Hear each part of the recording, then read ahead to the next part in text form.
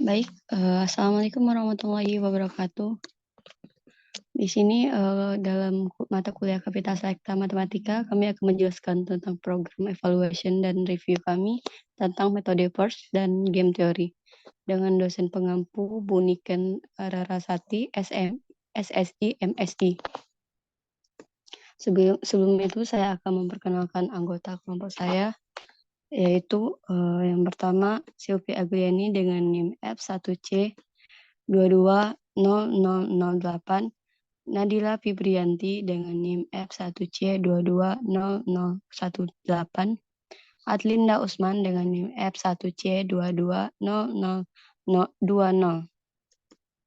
Di sini kami akan penjelasan kami terbagi atas pendahuluan, pembahasan, kajian teori, dan kesimpulan. Sebelum itu saya akan menjelaskan dahulu tentang pendahuluan. Di sini kami ada 2 metode dan 2 masalah sekaligus, yaitu metode FIRST, yaitu pada perusahaan kontraktor pembangunan ruko pada kota Birmingham, dan yang kedua itu ada analisis strategi bersaing Grab dan Gojek di Kabupaten Kebumen dengan menggunakan metode game theory. Untuk pendahuluan yang metode FIRST sendiri yaitu yang pertama, untuk dapat melakukan pembangunan secara profesional, para kontraktor harus dapat membuat perencanaan kerja yang matang.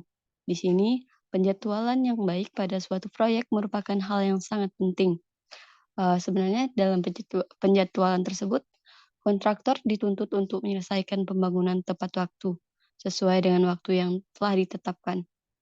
Maka, tujuan kita di sini adalah dilakukannya studi kasus terhadap data penjadwalan salah satu proyek ruko di Migraham ini dengan menggunakan metode FIRST, yaitu Project Evaluation Review Technique, untuk mengetahui analisis jaringan kerja pada proyek tersebut. Sedangkan untuk latar belakang dari analisis strategi bersaing Grab dan Gojek adalah untuk mampu bersaing, maka masing-masing perusahaan jasa transportasi online baik Gojek maupun Grab harus menggunakan strategi optimal untuk bisa memenangkan persaingan dari para kompetitor. Sebenarnya di sini salah satu yang dapat digunakan untuk menganalisis strategi tersebut itu adalah dengan menggunakan teori permainan.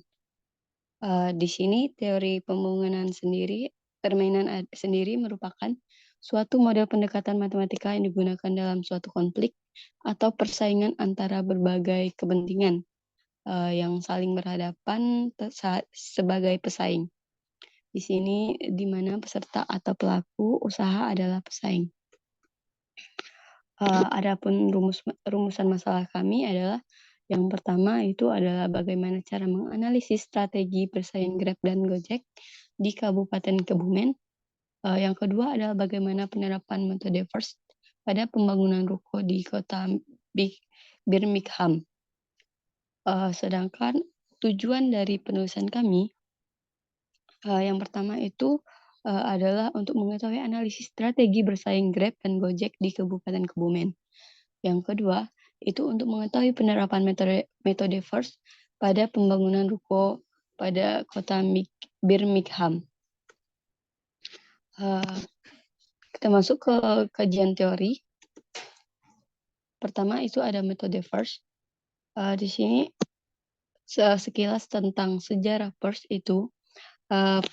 FIRST sendiri itu dikembangkan oleh perusahaan jasa konsultan manajemen Burt Allen dan Hamilton pada tahun 1958 untuk menyusun perencanaan dan pengendalian proyek Polaris Misi System.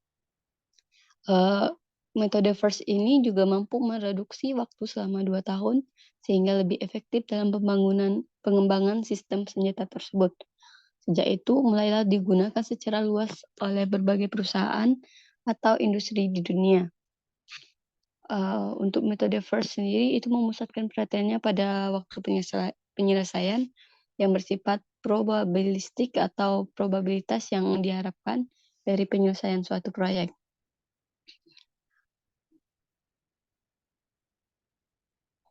Selanjutnya itu untuk perhitungan variansinya, yaitu V sama dengan sigma kuadrat sama dengan B dikurang alfa per 6 kuadrat. Di sini untuk keterangannya, V itu adalah sebagai variansi dari waktu penyelesaian, sedangkan B adalah waktu pesimistik, alfa adalah waktu optimistik. Untuk probabilitas penyelesaian proyeknya, yaitu penentuan probabilitas menyelesaikan proyek atau mencari penyelesaian proyek dengan waktu yang diinginkan, maka akan digunakan pendekatan distribusi normal. Di sini formula variansi standar normal yaitu Z adalah Z sama dengan D dikurang TS per sigma. Untuk keterangan di sini atau di mana Z itu adalah sebagai variansi standar normal yang menunjukkan probabilitas penyelesaian proyek. Untuk D sendiri itu waktu penyelesaian yang dijadwalkan, sedangkan untuk TS-nya adalah waktu penyelesaian yang diharapkan. Dan sigma kuadrat adalah sebagai deviasi standar hanya untuk jalur kritis.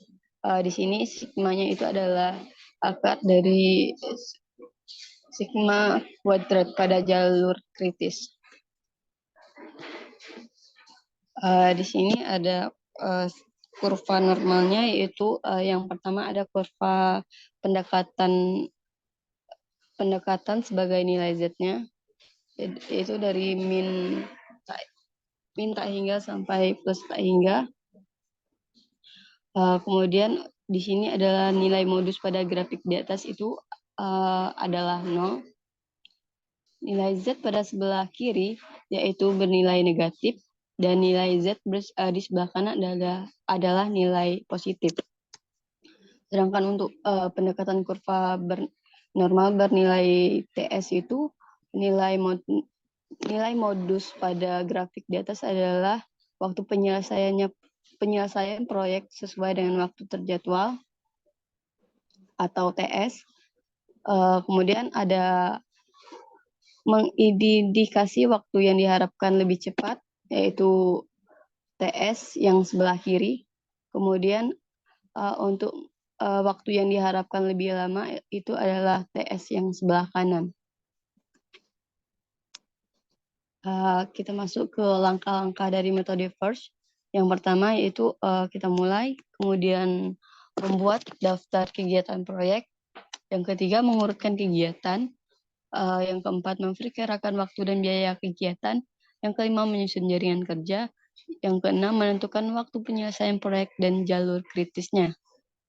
Sedangkan keunggulan dari metode FIRST ini adalah berguna pada tingkat manajemen proyek, secara matematis tidak terlalu rumit, menampilkan secara grafis menggunakan jaringan untuk menunjukkan hubungan antar jaringan.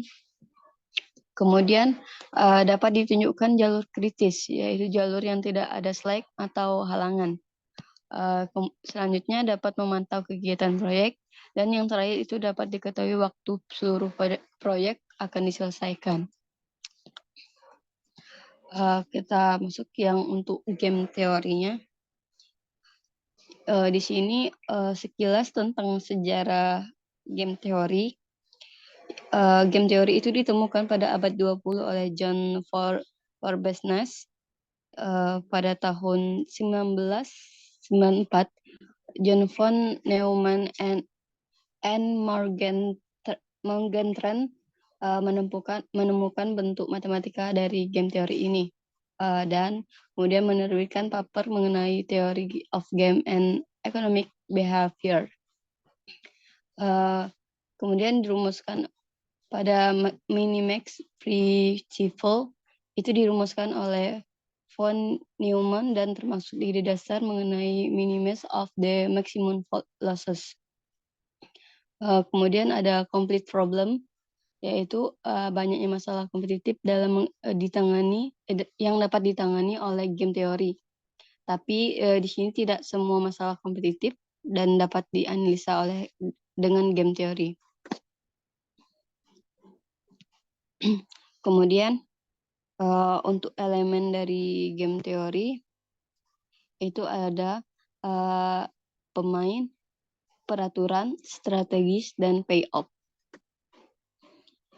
Untuk konflik dari game teori tersebut sendiri itu ada konflik yang muncul seiring dengan munculnya peradaban manusia. Yang kedua, ketika individu atau kelompok merasakan tekanan dari individu atau kelompok lain, di situ akan muncullah konflik. Yang ketiga, mereka yang terlibat konflik memiliki cara atau strategi untuk menyelesaikan konflik tersebut. Yang terakhir itu ada nalar. Nalar akhirnya menjadi alasan pemilihan penyelesaian konflik. Untuk kompetisi dari game teori atau teori permainan di sini adalah pada dunia usaha yang bersifat kompetitif, pihak eksekutif harus mempelajari atau memperkirakan kegiatan atau reaksi dari pihak kompetitor. Di sini apabila eksekutif dapat melakukan perhitungan untuk mengetahui strategis lakukan terlebih dahulu, maka perencanaan akan mulai mood dan efektif.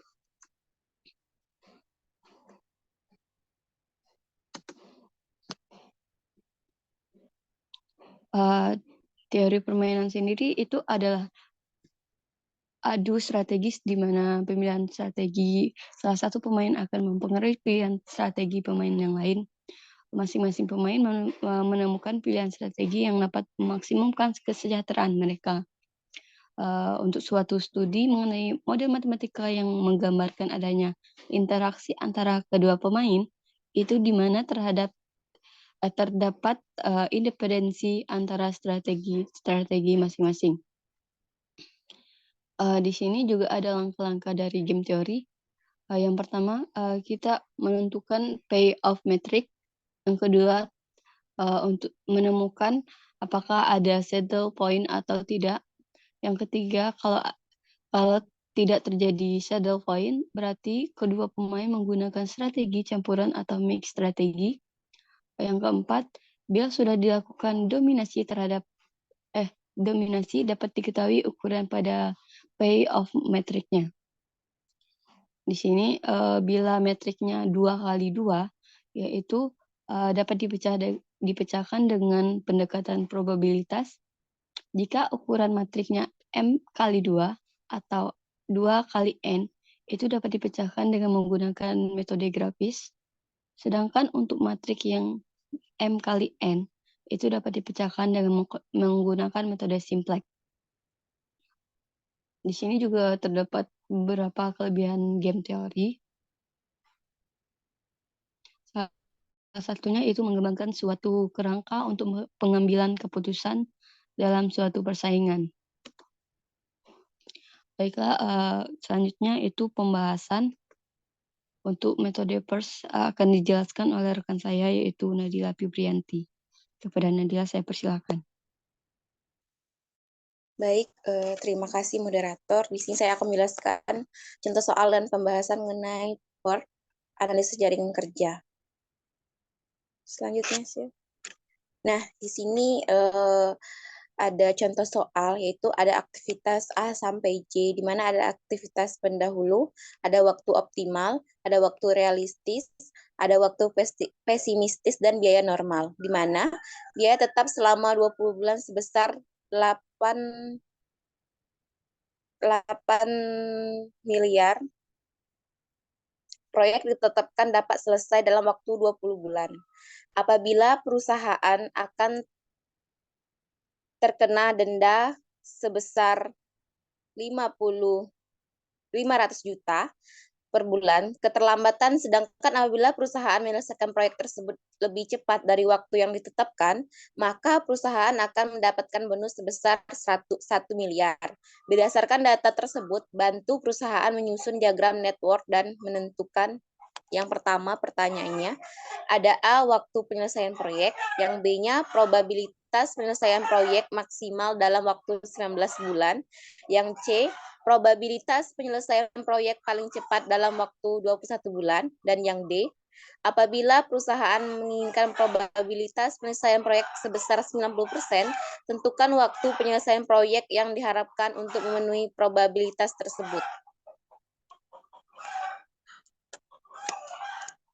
Untuk penyelesaian yang A, masalah waktu penyelesaian proyek dan jalur kritisnya, dari tabel pertanyaan di atas kita bisa membentuk tabel kejadian, waktunya, nilai variansinya, dan nilai expected time atau TE. Nah, di mana nilai waktunya kita dapatkan dari tabel yang di atas.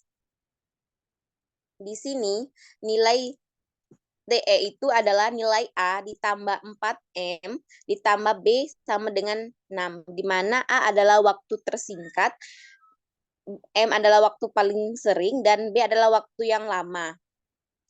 Untuk nilai variansinya yaitu V sama dengan sigma kuadrat itu adalah didapatkan dari B dikurang A dibagi sigma dikuadratkan. Maka hasilnya adalah seperti yang dilihat pada tabel.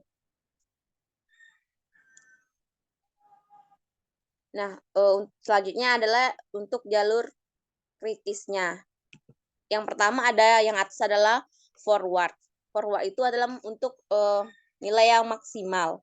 Kita mulainya dari kejadian 1 ke kejadian 2. Di mana nilai kejadian 1 itu ada 0 dan nilainya adalah 7. Di mana 0 ditambah 7 sama dengan 7. Dari kejadian 2 ke kejadian 5, nilainya adalah 7. 7 ditambah 5, 12. Dari kejadian 5 ke kejadian 7, yaitu 12 ditambah 7, yaitu 19.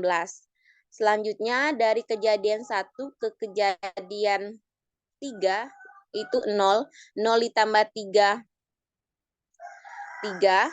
Dari kejadian 3 ke kejadian 6, 3 tambah 8, 11. Dari kejadian 6 ke kejadian 8, yaitu 11 ditambah 5, 16. Selanjutnya dari kejadian 1 ke kejadian 4, yaitu 0 ditambah 3, 6. 0 ditambah 3, 3. Dari kejadian 4 ke kejadian 6, yaitu 3 ditambah 5, 11. Yaitu dari kejadian 6 ke kejadian 8, 11 ditambah 5, 16. Dari kejadian 6 ke kejadian 9, yaitu 11 ditambah 3, 14. Kejadian 9 ke kejadian 10, yaitu 9 tambah 10, 19. Maka didapatkan hasilnya yaitu selanjutnya. Nah, kita bisa menentukan nilai LE. LE itu nilai slack-nya dari tabel di atas. Maka kita mendapatkan kejadian kritisnya itu yang nilainya itu sama dengan 0. Jadi waktu penyelesaian proyek adalah 19 minggu dari jalur kritisnya. Jalur kritisnya yaitu 1, 3, 6, 9, dan 10. Nah, nilai variansi pada jalur kritis adalah seperti yang kita cari pada rumus pada kajian teori, maka 0,44 ditambah 0,44 ditambah 0,44, maka hasilnya 2,333.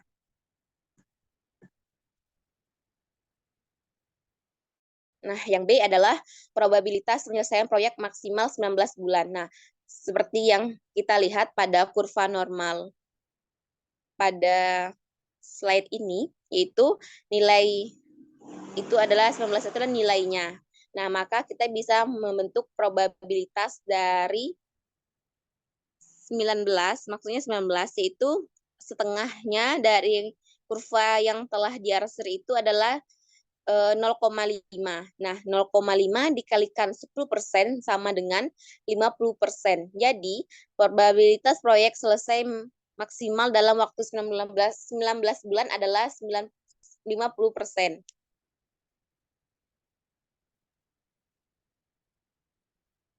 Selanjutnya.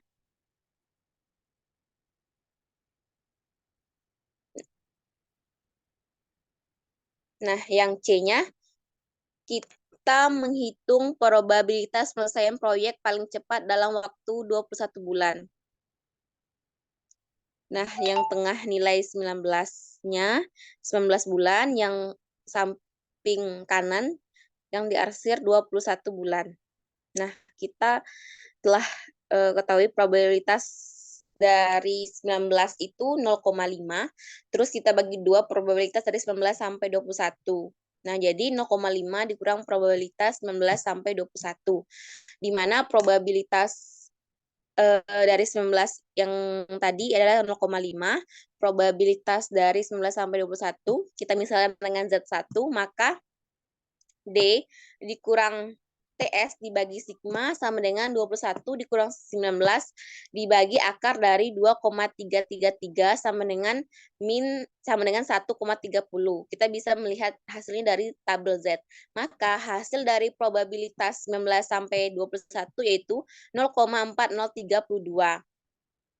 Jadi hasilnya yaitu probabilitas 21 sama dengan probabilitas dari 19 dikurang probabilitas dari 19 sampai 21 yang telah kita dapat yaitu 0,5 dikurang 0,4032 sama dengan 0,968 atau 9,68%. Jadi probabilitas penyelesaian proyek paling cepat dalam waktu 21 bulan yaitu 9,68%. Yang D-nya, waktu yang dibutuhkan apabila diharapkan proyek dapat diselesaikan dengan probabilitas 90%. Seperti yang dilihat pada kurva normal, yaitu 19 yang diarsir pada bagian sebelah kanan, kita ketahui yaitu probabilitas dari 19 yaitu 0,9 dikurang 0,5 yaitu menghasilkan 0,4.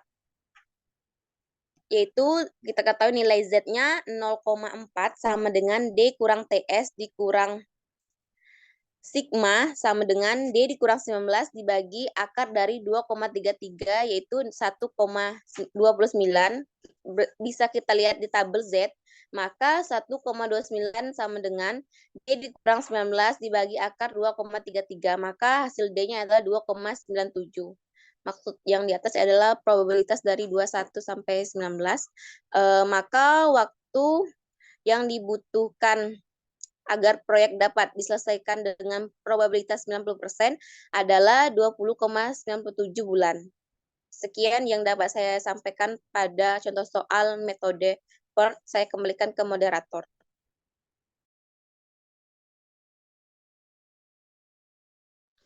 Baik, terima kasih Nadila. Selanjutnya itu tentang game teori akan dijelaskan oleh rekan saya, Adlinda Usman. Kepada Adlinda, saya persilakan. Baiklah, selanjutnya itu ada tentang game teori. Nah, dalam penelitian ini tuh diperoleh dari hasil kuesioner yang berisi tentang perbandingan setiap atribut. Variabel yang digunakan itu dibedakan menjadi variabel X itu untuk Grab dan variabel Y itu untuk Gojek. Nah, sehingga didapatkanlah tabel nilai teori permainannya untuk strategi murni. Next. Nah, selanjutnya di sini nih kita cari dulu nilai maksimumnya sama minimaxnya. Di sini kita lihat kan nilai maksimumnya itu untuk Grab itu berada di X2, jadi nilai maksimumnya itu 32, dan untuk nilai minimaxnya untuk Gojeknya itu 36. Nah, karena di sini tidak ada saddle point, maka maksimin itu tidak saddle point, dan nilai maksimin dengan minimax itu tidak sama. Dari tabel ini terlihat bahwa nilai maksimumnya itu 32, tidak sama dengan nilai minimaxnya, yaitu 36, yang artinya permainan ini tidak bisa diselesaikan dengan menggunakan strategi murni. Langkah selanjutnya dilakukanlah analisis menggunakan strategi dominasi. Strategi dominasi ini diterapkan dengan cara mengeluarkan baris yang didominasi untuk permainan baris dan sebaliknya untuk permainan kolom. Kolom yang dikeluarkan adalah kolom yang mendominasi. Nah, sehingga kita dapat memperoleh nilai matriks yang berukuran M kali 2. Next. Nah, di sini kita mendominasi untuk grabnya itu kita cari dulu nilainya. Setelah itu kita mendominasi untuk grabnya itu kita cari nilai yang paling besar itu 2 dan untuk Gojeknya itu kita cari nilai yang paling kecil itu 2 sehingga terjadilah matriks 2 kali 2. Setelah itu kita hitung rata-rata untuk Y2 dan Y3.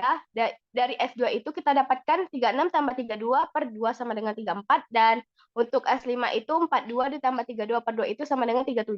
Sehingga kolom yang dinominator itu adalah 1 dengan 7. Next. Nah, setelah itu kita perolehlah untuk Grab itu X2, X5, dan Gojek itu Y2 dan Y3. Next. Nah, selanjutnya itu kita cari lagi untuk nilai P1-nya itu 74 dibagi 64 tambah 78 sehingga menghasilkan 37 per 71. Dan untuk nilai P2-nya itu 68 per 64 ditambah 78 itu sehingga menghasilkan 34 per 7. Dan untuk Q1-nya itu 64 dibagi 64 tambah 78 sama dengan 32 per 71, dan Q2-nya itu 78 per 64 tambah 78 itu sama dengan 39 per 71. Karena didapatkan hasil 68, 78 itu dari mana? Kita tambahkan sehingga kita buat persilangan sehingga 36 tambah 42 itu 78 dan 32 tambah 32 itu 64. Dan untuk odd match bagian grabnya itu 36 ditambah 32 itu 68 dan 42 tambah 32 itu 74. Next. Proporsi strategi. Itu kita dapatkan hasilnya tadi 37 per 71 itu strategi yang kita dapatkan itu dari X2 yaitu strategi hemat biaya, dan 34 per 71 itu dari X5 itu adalah strategi promo. Dan untuk Gojek itu 32 per 71 itu adalah Y2 dengan strategi hemat biaya, dan untuk 39 per 71 itu adalah Y3 itu adalah strategi keamanan. Sehingga nilai permainannya di game sama dengan 36 dikali 74 ditambah 42 kali 68 per 74 tambah 68 itu sama dengan 2.664 ditambah 2.856 per 72, 142. Sehingga didapatkanlah hasilnya 38,87. Dan V game sama dengan 32 kali 78 ditambah 32 kali 64 per 64 tambah 78 sama dengan 2.496 ditambah 2.048 per 142 sehingga dihasilkanlah 32. Untuk kesimpulannya, program evaluation and review Sensque atau PERT yang A, waktu penyelesaian proyeknya itu adalah 19 minggu. Jadi jalur kritis itu ada 1, 3, 6, 9, dan 10. Nilai variasinya atau V-nya pada jalur kritis itu adalah 0,44 ditambah 0,44 ditambah 0,44 sehingga menghasilkan 2,333. Probabilitas proyek selesai maksimal dalam waktu 19 bulan adalah 50%, dan probabilitas misalkan proyek paling cepat dalam waktu 21 bulan yaitu 9,68%. Waktu yang dibutuhkan agar proyek dapat diselesaikan dengan probabilitas 90% adalah 20,97 bulan. Dan untuk game teori, dengan strategi campuran, Grab akan melakukan strategi hemat biaya dan juga promo atau voucher dengan proporsi 37 per 71 dan 34 per 71. Sementara Gojek akan melakukan strategi hemat biaya dan juga keamanan dengan proporsi masing-masing 32 per 71 dan 39 per 71 dengan nilai permainan sebesar 38,87 dan 32. Baiklah, selanjutnya saya kembalikan. Baiklah, terima kasih Adlinda Usman. Baik, mungkin hanya itu yang dapat kami sampaikan. Jika terdapat kekurangan atau kesalahan, kami mohon maaf. Saya tutup dengan wabillahi taufiq wa hidayah. Wassalamualaikum warahmatullahi wabarakatuh.